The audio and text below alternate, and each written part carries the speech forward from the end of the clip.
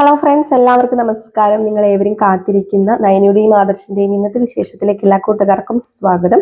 എല്ലാവർക്കും നല്ലൊരു ദിവസം ആശംസിച്ചുകൊണ്ട് തന്നെ നമുക്ക് ഇന്നത്തെ സൂപ്പർ ഹിറ്റ് വിശേഷത്തിലേക്ക് കടക്കാം. അപ്പൊ അതിനുമുമ്പായിട്ട് ആരെങ്കിലും നമ്മുടെ ഈ ചാനൽ ആദ്യമായിട്ട് കാണുന്നുണ്ടെങ്കിൽ ഇതുവരെ സബ്സ്ക്രൈബ് ഒന്നും ചെയ്ത് വെച്ചിട്ടില്ലെങ്കിൽ തീർച്ചയായിട്ടും ഒന്ന് സബ്സ്ക്രൈബ് ചെയ്ത് വെച്ചോളൂ കേട്ടോ. അതിനൊപ്പം മാക്സിമം എല്ലാവരും നമ്മുടെ വീഡിയോ ഇഷ്ടപ്പെടുന്നുണ്ടെങ്കിൽ ഒരു ലൈക്ക്, ഒരു ഹൈപ്പ് ഒക്കെ അടിച്ചിട്ട് വീഡിയോ കാണാൻ വേണ്ടി ശ്രമിക്കണേ.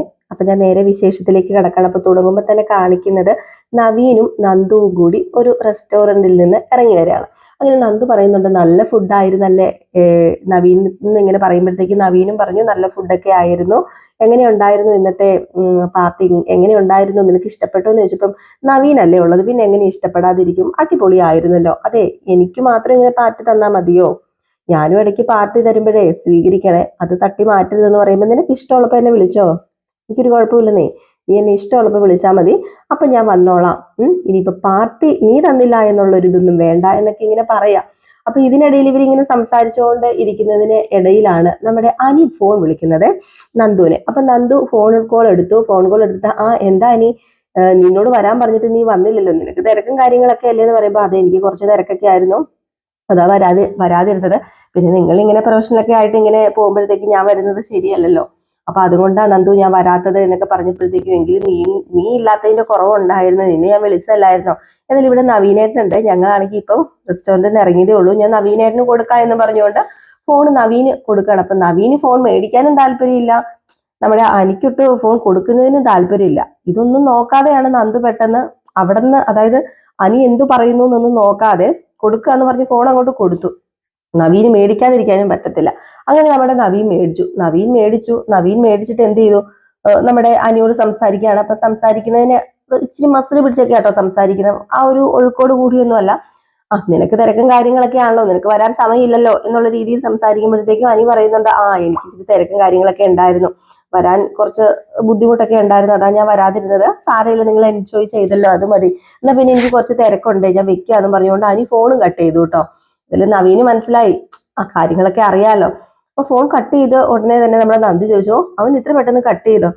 അവൻ എന്തോ തിരക്കും കാര്യങ്ങളൊക്കെ ഉണ്ടെന്നാ പറഞ്ഞത്. അല്ല, ഞാനൊരു കാര്യം ചോദിക്കട്ടെ നന്ദു, നീയും അനിയും തമ്മിൽ എന്താ ബന്ധം? നിങ്ങൾ തമ്മിൽ വേറെ എന്തെങ്കിലും തരത്തിലുള്ള ബന്ധം ഉണ്ടോ എന്ന് ചോദിച്ചപ്പോ, വേറെ എന്തെങ്കിലും ബന്ധം ഉണ്ടോന്നോ? എന്നെ എനിക്ക് ഒരുപാട് ഇഷ്ടമാണ്, എനിക്ക് അനീനെ ഒരുപാട് ഇഷ്ടമാണെന്ന് പറഞ്ഞപ്പോ പെട്ടെന്ന് ഇങ്ങനെ നവീൻ ഇങ്ങനെ നമ്മുടെ നന്ദുവിനെ തന്നെ നോക്കിയപ്പോഴത്തേക്ക് നന്ദു പറഞ്ഞു, ആ ഒരു ഇഷ്ടമല്ല കേട്ടോ, ഞങ്ങൾ രണ്ടുപേരും അങ്ങോട്ടും ഇങ്ങോട്ടും ഫ്രണ്ടാണ്, എനിക്ക് ഒത്തിരി ഫ്രണ്ടൊന്നും ഇല്ലെന്ന് അറിയാലോ നവീനേട്ടാ.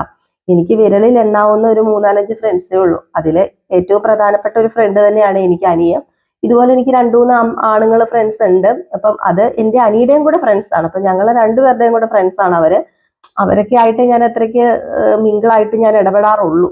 വേറെ ആരുമായിട്ടൊന്നും ഞാൻ ഇടപെടാറില്ല. അവരിടയ്ക്ക് ഇങ്ങനെ പാർട്ടിയും കാര്യങ്ങളൊക്കെ വെക്കുമ്പോൾ ഞാനും അനിയും പോവും, സംസാരിക്കും, ഞങ്ങൾ ഇങ്ങനെ ഭക്ഷണമൊക്കെ കഴിക്കും, അതൊക്കെയാണ് ഒരു എന്റർടൈൻമെന്റ് എന്നൊക്കെ പറയുന്നതെന്ന് പറഞ്ഞപ്പോഴത്തേക്കും അനി ഏതായാലും ഒരു വിവാഹം കഴിക്കുന്നതിനോടാണ് എനിക്ക് കൂടുതൽ താല്പര്യം എന്ന് നവീൻ പറയുന്നുണ്ട്. മാത്രമല്ല, ഇനിയിപ്പം അനാമികയും അനിയും തമ്മിൽ വേർപിരിഞ്ഞു കഴിഞ്ഞിട്ടുണ്ടെങ്കിൽ ഒരു വിവാഹം ഉടനെ കഴിക്കുമായിരിക്കുമല്ലേ എന്നിങ്ങനെ നവീൻ എടുത്ത് ചോദിക്കുമ്പം, അതിനൊന്നും ഒരു താല്പര്യം എനിക്ക് ഉണ്ടെന്ന് തോന്നുന്നില്ല. അവൻ അതിനോടൊന്നും ഒരു താല്പര്യമില്ല. അവന് വിവാഹം ആദ്യമേ കഴിച്ചതിന്റെ പേടി ഇതുവരെ മാറിയിട്ടില്ല. ഇപ്പോഴും അവന്റെ മനസ്സിൽ ആ ഉള്ളിലൊരു ഭയമുണ്ട്. അപ്പൊ അതുകൊണ്ട് അവൻ എടുത്തു ചാടിയൊന്നും വിവാഹം കഴിക്കത്തില്ല. ഏതായാലും ഒരു കാര്യം ചെയ്യണം നവീനെ, എങ്ങനെയെങ്കിലും അനാമികയായിട്ടൊരു ബന്ധം പിരിച്ചു കൊടുക്കണം.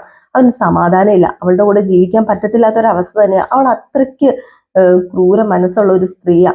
അപ്പൊ അതുകൊണ്ട് എങ്ങനെയെങ്കിലും ആ ബന്ധം ഒന്ന് ഒഴിപ്പിച്ചു വിടണമെന്ന് പറയുമ്പോൾ ഞാൻ എന്റെ മാക്സിമം ശ്രമിക്കാം. പിന്നെ ഒരാൾക്ക് പിരിയാൻ താല്പര്യം ഇല്ല എന്ന് പറയുകയാണെങ്കിൽ നമുക്കൊന്നും ചെയ്യാൻ പറ്റത്തില്ല. രണ്ടുപേരുടെ സമ്മതത്തോടു കൂടി അല്ലേ ഇത് നടക്കത്തുള്ളൂ.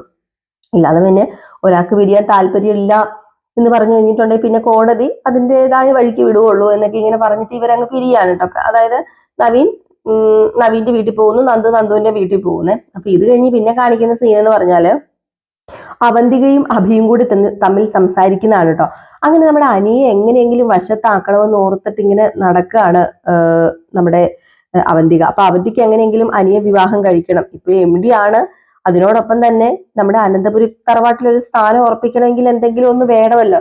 അപ്പം ഇങ്ങനെ അഭിയുടെ നിർദ്ദേശപ്രകാരം നമ്മുടെ ആവന്തിക ഇപ്പം അനിയുടെ പുറകെയാണുള്ളത്. അപ്പൊ ഇവര് രണ്ടുപേരും കൂടെ വേറെ ഒന്നുമല്ല സംസാരിക്കുന്നത്, എങ്ങനെയെങ്കിലും അവനെ സോപ്പിട്ട് വശത്താക്കണം. അവന് സോപ്പിടുന്നതിലും മുമ്പ് തന്നെ ആദ്യം സോപ്പിടേണ്ടത് മുത്തശ്ശനെയും മുത്തശ്ശീനെയാണ്. ഏതായാലും ഉടനെ തന്നെ അനാമികയുമായിട്ടുള്ള ഡിവോഴ്സ് നടക്കും. ആ ഡിവോഴ്സ് നടന്നു കഴിഞ്ഞിട്ടുണ്ടെങ്കിൽ പിന്നെ രക്ഷപ്പെട്ടു. ആ ഡിവോഴ്സിന് കുറച്ച് പൈസ ഇറക്കുകയാണെങ്കിൽ ഉറപ്പായിട്ടും അവർ ഒഴിഞ്ഞു പൊക്കോളും. കാരണം അവർക്ക് പൈസയാണ് ആവശ്യം. ഇവിടെ വേണു വന്ന് കരഞ്ഞ് കാല് പിടിച്ചതൊക്കെ അല്ലായിരുന്നോ, അന്ന് പൈസയായിരുന്നു അവർക്ക് ആവശ്യം. അപ്പൊ പൈസ കൊടുത്തു കഴിഞ്ഞിട്ടുണ്ടെങ്കിൽ അവരെന്താണെന്ന് വെച്ചാൽ ചെയ്തോളും, ഒഴിഞ്ഞു പൊക്കോളും. പക്ഷെ അത് മുത്തശ്ശന്റെ മുമ്പിൽ അവതരിപ്പിക്കണം. അപ്പം പൈസ കൊടുക്കണമല്ലോ. അപ്പൊ പൈസ കൊടുക്കണമെങ്കിൽ മുത്തശ്ശൻ വിചാരിക്കണം. അപ്പൊ നീ ആ ഒരു രീതിയിൽ സംസാരിക്കണം എന്ന് പറഞ്ഞപ്പോ അതൊക്കെ ഞാൻ ഏറ്റു. ഏതായാലും ഈ ഒരു കുടുംബത്തിൽ എങ്ങനെയെങ്കിലും കയറി ഉറപ്പിച്ച് നിൽക്കണമല്ലോ. അപ്പൊ അതുകൊണ്ട് അനിയെങ്കിൽ അനി വിവാഹം കഴിക്കുന്നത് കൊണ്ട് എനിക്ക് പ്രശ്നമൊന്നുമില്ല. രണ്ടാം വിവാഹമൊക്കെ തന്നെയാണ് എനിക്ക് വലിയ താല്പര്യമൊക്കെ ഒന്നുമില്ല. എങ്കിലും സാരമില്ലെന്ന് പറയുമ്പോൾ എടി, രണ്ടാം വിവാഹമൊക്കെ ആണെങ്കിലും അവര് ഒരുമിച്ച് ഒരു റൂമിൽ കഴിഞ്ഞെന്ന് മാത്രമേ ഉള്ളൂ. അവര് ഭാര്യയും ഭർത്താവുമായിട്ടുള്ളൊരു ബന്ധത്തോടു കൂടിയൊന്നും അല്ല അവര് കഴിഞ്ഞത്. അവര് എങ്ങനെയൊക്കെയോ ജീവിച്ചു പോയി എന്ന് മാത്രമേ ഉള്ളൂ. എനിക്ക് അവളെ ഒട്ടും ഇഷ്ടമല്ലായിരുന്നു. അപ്പൊ അതുകൊണ്ട് തന്നെ അതോർത്ത് നീ പേടിക്കൊന്നും വേണ്ട. ഇത് ഒന്നാം വിവാഹം പോലെ തന്നെയാണ് എന്ന് പറയുമ്പോൾ എന്നാന്നൊക്കെ പറഞ്ഞാലും നാട്ടുകാരുടെ മുമ്പിൽ വെച്ച് താലി കെട്ടിയതല്ലേ, അത് കെട്ടിയത് തന്നെയല്ലേ. ഇതിന് ഞാൻ മുത്തശ്ശനുമായിട്ടൊന്ന് സംസാരിക്കട്ടെ എന്ന് പറഞ്ഞ് നേരെ മുത്തശ്ശന്റെ അടുത്തേക്ക് നമ്മുടെ അവന്തിക പോവാ. അപ്പം മുത്തശ്ശനാണെങ്കിലോ നമ്മുടെ നയനയുടെയും ആദർശിന്റെയും ഒക്കെ ഫോട്ടോ കണ്ടിങ്ങനെ ആസ്വദിച്ചിരിക്കുകയാണ്. അപ്പോഴത്തേക്കും മുത്തശ്ശി പറഞ്ഞു, ഓ കൊച്ചുമോന്റെയും ഒക്കെ ഫോട്ടോ കണ്ടോന്ന് ഇങ്ങനെ ആസ്വദിച്ചിരുന്നാ മതിയോ, ഇതിനൊരു അറുതി വരുത്തണ്ടേ, ഇങ്ങനെ ഫോട്ടോയിൽ മാത്രം കണ്ടാൽ മതിയോ, കൊതി തീരുന്നില്ലെന്ന് ചോദിച്ചപ്പോ കൊതി തീരുന്നില്ല, ഇത് 3-ാം മാസത്തിലെടുത്ത ആ ഫോട്ടോ ഇല്ലേ അതൊക്കെയാ. എന്താണെന്നറിയത്തില്ല, നയനമോളെ കാണുമ്പോഴും ആദർശിനെ കാണുമ്പോഴും നമുക്കൊരു പ്രത്യേക ഒരു ഉന്മേഷം കിട്ടില്ല. ഞാൻ ഈ ഫോട്ടോ എടുത്താൽ ഇപ്പൊ നോക്കാറുള്ളതെന്ന് പറയുമ്പോൾ അവരെങ്ങനെയെങ്കിലും വീട്ടിലേക്ക് വിളിച്ചാൽ പോരെ. ഓ അതൊന്നും ഇപ്പൊ ശരിയാവില്ലടോ, അതിന് കുറച്ച് കാര്യങ്ങളൊക്കെ ഉണ്ട്, അതൊക്കെ സെറ്റാക്കിയിട്ട് നമുക്ക് അവരെ വിളിക്കാമെന്നൊക്കെ ഇങ്ങനെ പറഞ്ഞുകൊണ്ടിരിക്കുമ്പോഴാണ് അവന്തിക വരുന്നത്. അപ്പൊ അവന്തിക വരുന്ന ഉടനെ തന്നെ എന്താ മോളെ എന്ന് ചോദിക്കുമ്പോൾ, ഏയ് ഒന്നുമില്ല മുത്തശ്ശ, ഞാൻ വെറുതെ. അല്ല നീ എന്തിനാ എപ്പോഴും ഇങ്ങനെ പുറത്തൊക്കെ പോയി നടക്കുന്നത്, നിനക്ക് വീട്ടിൽ ഇരിക്കാൻ നേരമില്ലേ എന്ന് മുത്തശ്ശി. അപ്പൊ മുത്തശ്ശിയോട് പറഞ്ഞു, എനിക്കും കുറച്ച് തിരക്കും കാര്യങ്ങളൊക്കെ ഉണ്ട്, എക്സാം അങ്ങനെയൊക്കെ ഉണ്ടെന്ന് പറഞ്ഞപ്പോഴത്തേക്കും, എന്ത് എക്സാം, എന്തിനാ ഇനി എക്സാം ഒക്കെ എഴുതുന്നത്, നിന്നെ കെട്ടിച്ചു വിടാൻ പോവല്ലേ പറഞ്ഞപ്പോഴത്തേക്കും, കെട്ടിച്ചു വിട്ടാലും ഈ കാലത്ത് പെണ്ണുങ്ങൾക്ക് ജോലി വേണമല്ലോ മുത്തശ്ശി. അതല്ല, ഞാന് വേറൊന്നുമല്ല ചോദിക്കാനിരുന്നതേ, നമ്മുടെ അനിയുടെയും അതുപോലെ അനാമികയുടെയും ആ ഒരു ബന്ധത്തിന്റെ കാര്യം എന്തായി, ആ കേസം കണ്ട് നാളെ ആ കോടതിയിൽ നടക്കുന്നത് എന്നൊക്കെ കേട്ടല്ലോ എന്ന് പറഞ്ഞപ്പോഴത്തേക്കും, അതൊക്കെ വലിയൊരു കഥയാ, പറയാതിരിക്കുന്നതാ നല്ലത്. ഒരു വൃത്തികെട്ട പെണ്ണ് എടുത്ത് അനന്തപുരിയിൽ കാലുകുത്തി, എങ്ങനെ സമാധാനം ഉണ്ടാകും? കള്ളക്കൂട്ടങ്ങൾ എന്ന് പറഞ്ഞാൽ കള്ളക്കൂട്ടം, 5 പൈസ കയ്യിലില്ല, എന്നിട്ടും വലിയ ആൾക്കാരാ, അങ്ങനെയാ ഇങ്ങനെയാ എന്നൊക്കെ പറഞ്ഞുകൊണ്ടാ അനിയനെ വിവാഹം കഴിച്ചത്. ഏതായാലും ഈ കുടുംബത്തിലെ കയറി വരുന്ന പെണ്ണ് പണക്കാരിയാകാനല്ല, ഈ കുടുംബത്തിൽ കയറി വരുന്ന പെണ്ണ് അന്തസ്സുള്ളവളായിരിക്കണം, അഭിമാനമുള്ളവളായിരിക്കണം. അതുപോലെ തന്നെ ഈ വീട്ടിൽ കയറി വരുന്നവള് ആ ഒരു യോഗ്യത വേണം. ആ ഒരു യോഗ്യത ഇല്ലാത്തതിനാണല്ലോ അനി കൂട്ടിക്കൊണ്ട് വന്നത്. അതൊക്കെ പോട്ടെ, അവളും അവളുടെ അച്ഛനും ഒക്കെ പറഞ്ഞ അനിയനെ ഇങ്ങനെ വളച്ചതാണ്. അപ്പം അതിന് ഇനിയിപ്പോ എന്ത് ചെയ്യാനാണ്. ഏതായാലും നാളെ ഡിവോഴ്സ് നടക്കുമെങ്കിൽ നടക്കട്ടെ എന്ന് പറയുമ്പോഴത്തേക്കും അവിടെ നമ്മുടെ മുത്തശ്ശനോട് അഭി പറയുന്നത്. അപ്പൊ അഭി പെട്ടെന്ന് അങ്ങോട്ട് കയറി വരും. അഭി പറയുന്നത്, അച്ഛൻ പറയുന്ന പോലെ നാളെ ഡിവോഴ്സ് നടക്കാൻ ചാൻസ് ഒന്നുമില്ല. അങ്ങനെ നടക്കണമെങ്കിൽ, അനി രക്ഷപ്പെടണമെങ്കിൽ, അവളുടെ തലേന്ന് രക്ഷപ്പെടണമെങ്കിൽ മുത്തശ്ശനോട് ഞാൻ ഒരു ഐഡിയ പറഞ്ഞു തരാം.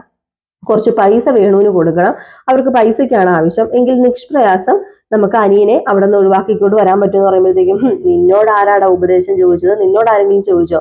ദേ അഭി, നീ നിന്റെ ഉപദേശമായിട്ട് എന്റെ മുമ്പിൽ വന്നേക്കരുത്, എനിക്ക് നിന്റെ ഉപദേശം കേൾക്കാൻ തീരെ താല്പര്യമില്ല, മാറിപ്പൊക്കോന്ന് പറഞ്ഞ അഭിനെ അവിടെ നിന്ന് ഓടിച്ചു വിടുകയാണ്.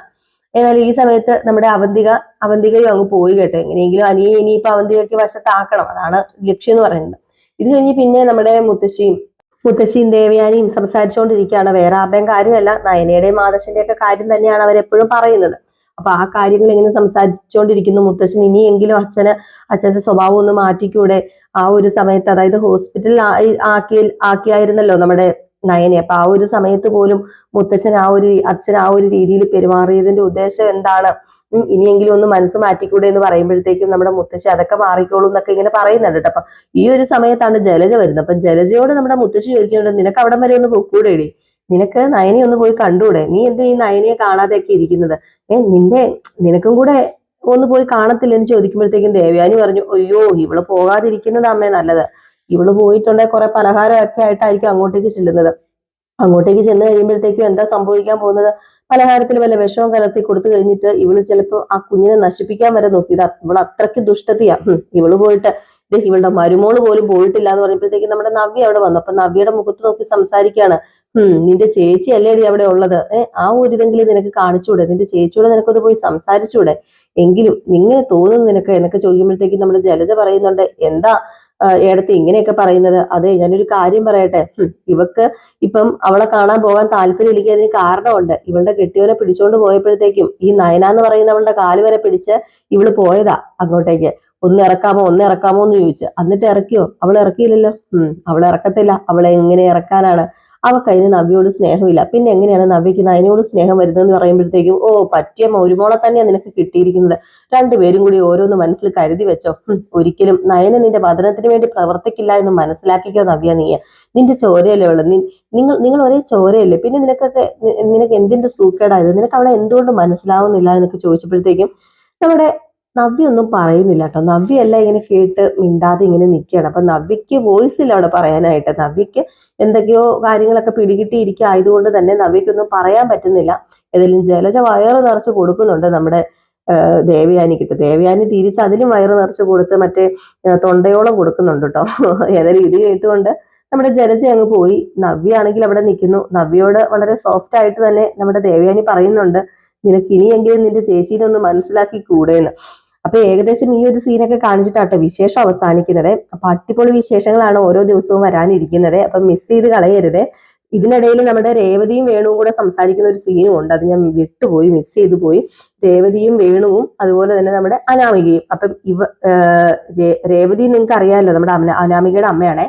അപ്പൊ ഇവര് പറയുന്ന വേറെ ഒന്നുമല്ല, എങ്ങനെയെങ്കിലും പൈസയെങ്കിലും മേടിച്ച് നീ ഒന്ന് ഒഴിയെ, പൈസയെങ്കിലും മേടിച്ചോണ്ട് വാ, അല്ലെങ്കിൽ എങ്ങനെ ജീവിക്കും നമ്മള്? ഇനിയിപ്പോ നമുക്ക് വായു ഭക്ഷിക്കാൻ പറ്റുമോ എന്നൊക്കെ രേവതി ചോദിച്ച അനാമികയെ കുറെ കുറ്റപ്പെടുത്തുന്നത്. ഒരു കുഞ്ഞുണ്ടായിരുന്നെങ്കിൽ അങ്ങനെയെങ്കിലും എന്തെങ്കിലുമൊക്കെ കിട്ടിയേനെ. ഇതിപ്പം എന്തുവാ നീ കാണിച്ചു വെച്ചിരിക്കുന്നത് എന്നൊക്കെ ഇങ്ങനെ ചോദിച്ച് ഒരുപാട് അനാമികനെ വഴക്ക് പറയുമ്പോൾ അനാമിക എനിക്കൊന്നും കഴിക്കാനൊന്നും വേണ്ടാന്ന് പറഞ്ഞുകൊണ്ട് പിണങ്ങി അങ്ങ് പോവാണ്.